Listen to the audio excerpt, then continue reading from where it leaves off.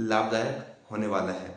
तो इसमें मैं उन मेन कॉन्सेप्ट को लेके चलूँगा जो जेई के बेस क्वेश्चन आते हैं या नीट के बेस क्वेश्चन आते हैं। तो इसकी शुरुआत अब मैं करने जा रहा हूँ। तो अगर आप इस सफ़र में मेरे साथ चलते हैं तो आपको इसका बहुत बड़ा लाभ होने वाला है, क्योंकि मैं कॉन्सेप्ट को क्लियर करते हुए इसे आगे बढ़ाऊंगा और इसमें हर एक कॉन्सेप्ट पे क्वेश्चन भी कराऊंगा। तो इसमें हम ये देखेंगे कि किस किस कॉन्सेप्ट पे क्वेश्चन आते हैं, उस कॉन्सेप्ट को क्लियर करते हुए हम आगे निकलेंगे और देखेंगे कि किस तरह से हम इसमें और बेहतर कर सकते हैं। इसीलिए आपको ये वाली सीरीज बहुत पसंद आने वाली है और अगर ये सीरीज आपको पसंद आती है तो इस पे आप लाइक, कमेंट और सब्सक्राइब जरूर करें, क्योंकि मैं ये सीरीज सिर्फ आप लोगों के लिए ही शुरू कर रहा हूँ। इसलिए आप इस सीरीज को बहुत ध्यान से देखिए और इसी के बेस जो मेन कॉन्सेप्ट है उस पर क्वेश्चन देखिए। हो सकता है कि कोई कॉन्सेप्ट आपको मुश्किल लगे, लेकिन वो कॉन्सेप्ट मैं यहाँ पे एक एक करके क्लियर कराऊंगा हर एक चैप्टर से। तो इसीलिए ये सीरीज बहुत इंपॉर्टेंट है। ओके, तो शुरू करते हैं। और शुरू का जो हमारा आज का जो टॉपिक शुरू करने जा रहा हूँ वो है एनएलएम से न्यूटन लॉ ऑफ मोशन।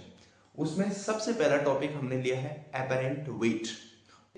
पहले स्टूडेंट्स के लिए मैंने यहाँ से शुरू किया है। इसके अलावा इसके बाद मैं हर एक टॉपिक का कॉन्सेप्ट लूंगा और उस पर आपको कॉन्सेप्ट बता के क्वेश्चन करूंगा। ओके, तो चलते हैं अपने टॉपिक की तरफ। यहाँ पे हमारे पास है एपरेंट वेट। अब एपरेंट वेट की जो परिभाषा है, जो डेफिनेशन है, वो क्या होती है? Apparent weight change when body is accelerating और moving with some acceleration but actual weight remain constant. इसका क्या मतलब हुआ कि जब भी हम किसी लिफ्ट में चलते हैं तो वहां पे हमारा जो अपना वेट है वो या तो बढ़ता हुआ नजर आएगा या कम होता हुआ नजर आएगा, और अगर लिफ्ट रुकी हुई है तो वेट वही होगा जो हमारा एक्चुअल वेट होता है। तो यहाँ पे सबसे पहला, इसीलिए हमने एग्जांपल के तौर पे एलिवेटर, बुयांसी और इन चीजों में हम क्या करते हैं, अपने जो प्रैक्टिकल एग्जांपल है उसमें देखते हैं। ओके, अब पहला इसमें केस होता है when body is in rest.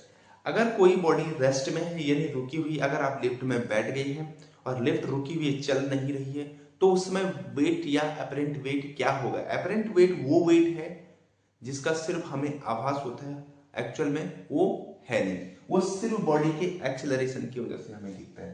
तो यहाँ पे देखिए, ऊपर हमारे पास एक नॉर्मल फोर्स है, नीचे अपने पास वेट है और ये रुकी हुई है यानी रेस्ट में, यानी इनिशियल और फाइनल वेलोसिटी जीरो है। और इनिशियल और जब फाइनल वेलोसिटी जीरो होगी यानी उसका खुद का एक्सेलरेशन भी क्या होगा? जीरो होगा। तो यहाँ पे हम ये देखेंगे कि जो एक्सेलरेशन है वो होता है v minus U by T equal to zero, क्योंकि v और u जीरो है। अब न्यूटन का जो लॉ है सेकेंड लॉ, वो क्या, अगर हम फॉर्मूला देखें तो F equal to M A होता है। यहाँ पे हमने देखा कि बॉडी रेस्ट में है तो हम क्या करेंगे, n माइनस एम जी, यानी ये अपवर्ड फोर्स और down equal to m into a, यानी a क्या है? जीरो हो गया। जैसे F equal to net force हो गया इक्वल टू m, तो यहाँ पे n equal to M g के बराबर आ जाएगा, क्योंकि ये क्या हो जाएगा? जीरो, तो n equal to M G. यानी यहाँ पे हम ये कह सकते हैं कि जो एपरेंट वेट है वो एक्चुअल वेट के बराबर, क्योंकि एक्चुअल वेट अपना क्या होता है? mg, w जिसको हम बोलते हैं। ओके, यहाँ पे अगर हम दूसरा केस देखें, when body moves with constant velocity. भाई अगर बॉडी कांस्टेंट वेलोसिटी से चल रही है, चाहे अपवर्ड डायरेक्शन में चाहे डाउनवर्ड डायरेक्शन, यानी वेलोसिटी चेंज नहीं है, एक ही वेलोसिटी से चल रही है, तो भाई साहब जब फाइनल और इनिशियल वेलोसिटी सेम है तो तब एक्सेलरेशन भी जीरो ही होगा। और जैसे ही एक्सेलरेशन जीरो हुआ तो n minus M G equal to M into zero, तो n इक्वल टू फिर से एम जी हो गया। यानी इन दोनों केस में जो एक्चुअल वेट है और जो अपेरेंट वेट है, अपेरेंट वेट को हम क्या कह रहे हैं n, तो वो दोनों क्या है, वो सेम है। तो बॉडी अगर रेस्ट में है और बॉडी अगर कांस्टेंट वेलोसिटी से मूव कर रही है तो दोनों में आपका जो अपेरेंट वेट होगा वो सेम होगा। ओके, तो तीसरा केस है अपने पास, when body move up with constant acceleration, यानी बॉडी मूव कर रही है अपवर्ड डायरेक्शन में, किससे, एक्सेलरेशन ए से। तो क्या करेंगे हम, ऊपर का जो नॉर्मल है minus M G equal to M A, अब ए जीरो नहीं है, कुछ एक्सेलरेशन से चल रहा है, तो यहाँ पे हो जाएगा एम जी प्लस ए, आप इसको उधर ले जाइए m और g प्लस ए हो जाएगा। यानी यहाँ आप देख रहे हैं कि अपना वेट में, जो एक्चुअल वेट में आपका कुछ ऐड हो रहा है। इसका मतलब यहाँ पे जो है, ये जो है एपरेंट वेट एक्चुअल वेट से क्या है, एपरेंट वेट जो है एक्चुअल वेट से बड़ा है। यानी जब भी लिफ्ट में अपवर्ड डायरेक्शन में जाओगे तो आपका जो वेट है वो इंक्रीज होता हुआ नजर आएगा। यानी अगर आपका जो वेट है वो 500 है तो ऊपर जाते हुए हो सकता है वो 550 हो जाए, यानी थोड़ा सा वो इंक्रीज होता हुआ नजर आएगा। किसकी वजह से, एक्सीलरेशन की वजह से। किसकी वजह से, एक्सीलरेशन की वजह से। अब चौथा केस है when body moves in downward direction. अब बॉडी अगर डाउनवर्ड डायरेक्शन में चल रही है तो नीचे का जो फोर्स है वो बड़ा है, तो M G minus N equal to हो जाएगा एम ए, और यहां से आपको नजर आता है एम जी माइनस ए। इसका मतलब है कि यहाँ पे जो, अगर आप इसको ऐसा भी लिखना चाहें कि M G minus M A, यानी एक्चुअल वेट में से कुछ माइनस हो रहा है, यानी अगर 500 है तो हो सकता है 448 हो जाए, 498 हो जाए, थोड़ा सा कम हो जाएगा। यानी यहाँ पे apparent weight is less than actual wait.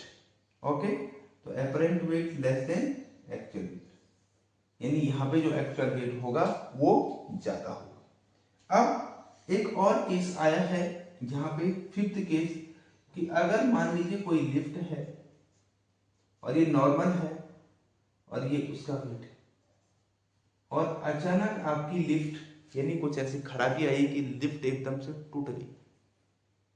तो जब लिफ्ट टूट जाएगी, उसका तार टूट जाएगा, तो वो किसकी एक्सेलरेशन से आएगी, ग्रेविटी उसको अपने एक्सेलरेशन यानी जी से खींचेगी, उस समय उसका खुद का कोई एक्सेलरेशन नहीं होगा।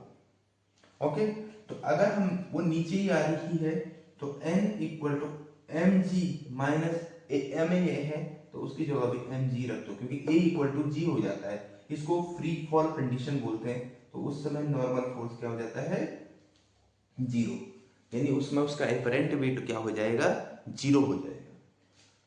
दूसरा यानी लास्ट केस, नेक्स्ट केस है, यदि बॉडी का एक्सीलरेशन यानी एम जी माइनस ए, यानी ए बड़ा हो जाएगा तो एन क्या हो जाएगा, लेस देन जीरो, यानी जो एपरेंट वेट हो जाएगा वो नेगेटिव हो जाएगा।